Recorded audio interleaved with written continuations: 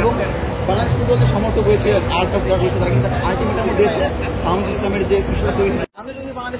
বাংলাদেশে আসার পরে যে ব্যাপারটা লক্ষ্য করা গিয়েছে যে বিমানবন্দর যখন থেকে নামেন তখন আসলে অনেক বেশি ভক্ত সমর্থক সেখানে জড়ো হয়েছেন। এরপরে সেখান থেকে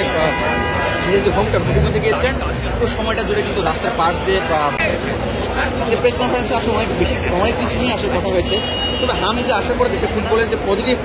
যে চলে এসেছে বা যে ধারণা করা হচ্ছে বাংলাদেশ ফুটবলের যে নবজাগরণ তৈরি হয়েছে সেটার পাশাপাশি কিন্তু একটা ফুটবলের যে ফুটবল অঙ্গনে নেগেটিভ ব্যাপারে কিন্তু মনে রেখে 2 সপ্তাহ জন সৌদিতে ক্যাম্প করতে গিয়েছে এবং সেই ক্যাম্পে কিন্তু বাংলাদেশে আরেকজন প্রবাসী ফুটবল যিনি ইতালির চতুর্থ টায়ারে খেলে থাকেন হামিদুল ইসলাম তিনিও যোগ দিয়েছেন এবং ধারণা করা হচ্ছিল যে তিনিও বাংলাদেশের সঙ্গে অর্থাৎ হামদুল দেওয়ান চৌধুরীর সঙ্গে তিনি বাংলাদেশ ফুটবল টিমে যোগদান করবেন এবং ভারতের বিরুদ্ধে তিনিও খেলবেন। কিন্তু গত 2 দিন আগে যখন বাংলাদেশ ফুটবল দল সৌদি আরবে যে ক্যাম্পটি হয়েছিল 2 সপ্তাহে সেই ক্যাম্পে সেটা যখন বাংলাদেশে ফেরত আসেন সেই আসার পরে বাংলাদেশ ফুটবল দলের যে হেড কোচ ডেভিড ক্যাবিরা তখন জানান সংবাদ জানেন যে তাদের সঙ্গে হামিদুল ইসলাম দেশে ফিরেননি। এর কারণ হিসেবে তিনি জানান জানানো হয়েছে যে তিনি স্কোয়াডে আসলে থাকছেন অর্থাৎ 30 জনের স্কোয়াড সেখানে ক্যাম্প করেছেন সেখান থেকে 23 জনের যে বাংলাদেশ হামিদুল ইসলামের জায়গা হবে না। এই কারণে হামিদুল ইসলাম সৌদি আরব থেকে ইতালিতে ফেরত গিয়েছে ব্যাপার বা আলোচনা সমাধানের জন্য হয়েছিল। যেই বাংলাদেশ ফুটবলের যে পজিটিভ মেসেজটা শুরু হয়েছিল যেমন চৌধুরী বাংলাদেশে আসার পরে ঠিক এর 1 দিন বা 2 দিন পরেই আসলে সেটা আবার আসলে সমালোচনা আলোচনায় এই কারণে রূপ নিয়েছিল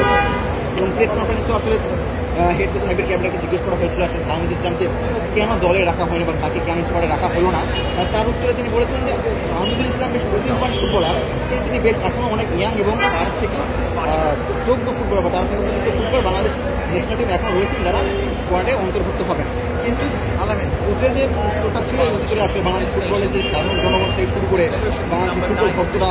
বাংলাদেশ আলট্রাস থেকে শুরু করে আরও যারা রয়েছে তারা কিন্তু সন্তুষ্ট হচ্ছে, তারা মানেননি। এবং এর ফলে যেটা হয়েছে যে হামিদুল যখনই জানা গেছে যে হামিদুল আসলে স্কোয়াডে নেই এরপর থেকে গত 2 দিন যাবৎ বাংলাদেশ ফুটবল ভক্তরা কিন্তু বিভিন্ন কর্মসূচি এবং বিক্ষোভ পালন করে আসছে। গত পরশু তারা ভবনের সামনে কর্মসূচি দিয়েছিল, বিক্ষোভ করেছিল এবং গতকাল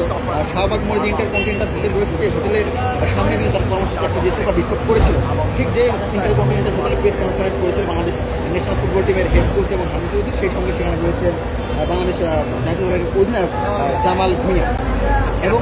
বাংলাদেশ ফুটবলকে সমর্থক হয়েছে আলট্রাস যারা রয়েছে তারা কিন্তু আলটিমেটাম দিয়েছে আহমদ ইসলামের যে বিষয়টা তৈরি ইস্যুকে কেন্দ্র করে যে ভারত থেকে ফিরে এসেছে ভারতের যে ম্যাচটা হবে সেই ম্যাচের পর যিনি হাবিব কাবিরা